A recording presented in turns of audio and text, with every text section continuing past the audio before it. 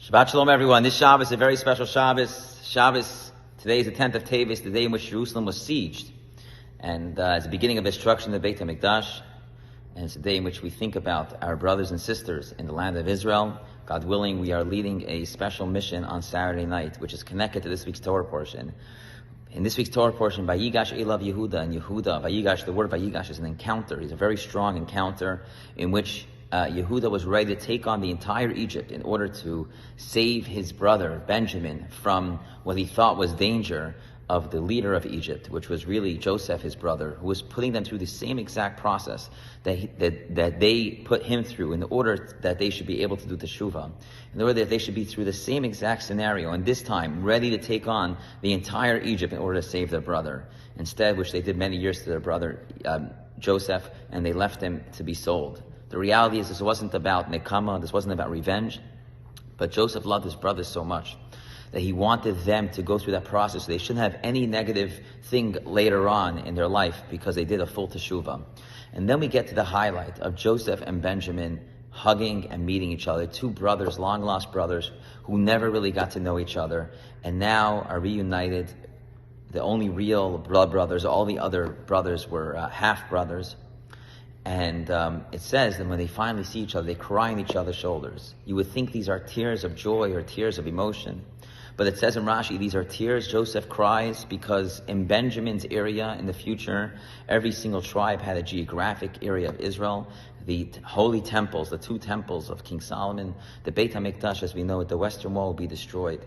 And it says that Benjamin cried on the shoulder of Joseph. And that was because eventually in the area of Joseph, in the area of the northern part of Samaria, in the Shomron is where Shiloh, the city of Shiloh, there's actually a very fascinating 3D presentation which is made on the site today where the original temple in Shiloh, prior to the building of the permanent Beit HaMikdash as we see them in the Temple Mount in Jerusalem, the Jews first had this temple in Shiloh, and over there it will eventually be destroyed as well, which was in the geographic area of Joseph. And so they're both crying on each other's shoulders about each other's destruction in the future. And our rabbis asked a very obvious question, and that is, why don't they cry about their own issues? Why don't they cry about their own temples? Why are they crying about each other's? And the answer is very obvious. And that is when we see someone else in pain, we see someone else that's challenged, we have to make sure that we're willing to help them. We have to make sure that we think about them first before we think about ourselves. Joseph and Benjamin, after all these years of getting together, they show that to the Jewish people. We're not crying about our own, but we're crying about the future of each other's.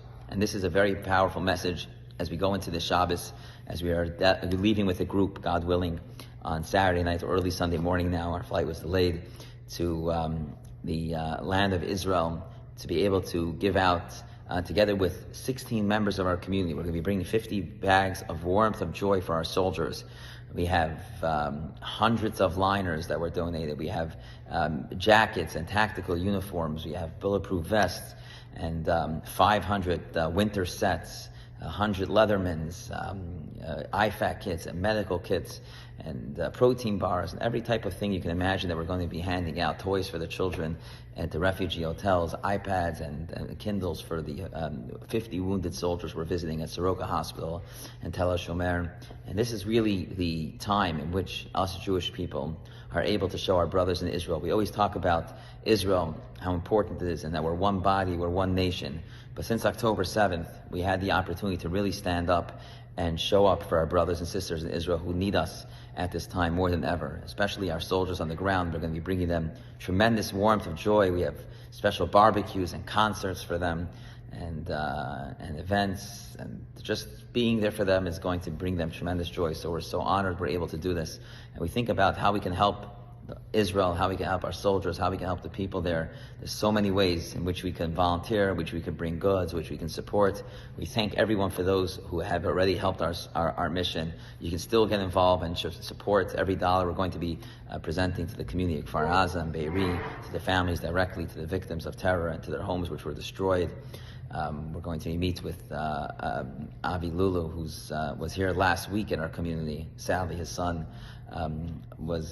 didn't make it out of Gaza, and we're going to be delivering them warmth of love more than anything else. And this is what it means when Joseph and Benjamin reunite, when the Jewish people, when we cry on each other's shoulders, we cry about each other's issues, we think about each other. That is what first we think about each other, and then for sure God will take care of us. Shabbat Shalom, everyone. And this is the message on the Asar B'Tevis, and the 10th of Tevis, when it says the Beit HaMikdash was destroyed. The second temple was destroyed because of sinas chinam, because of senseless hatred.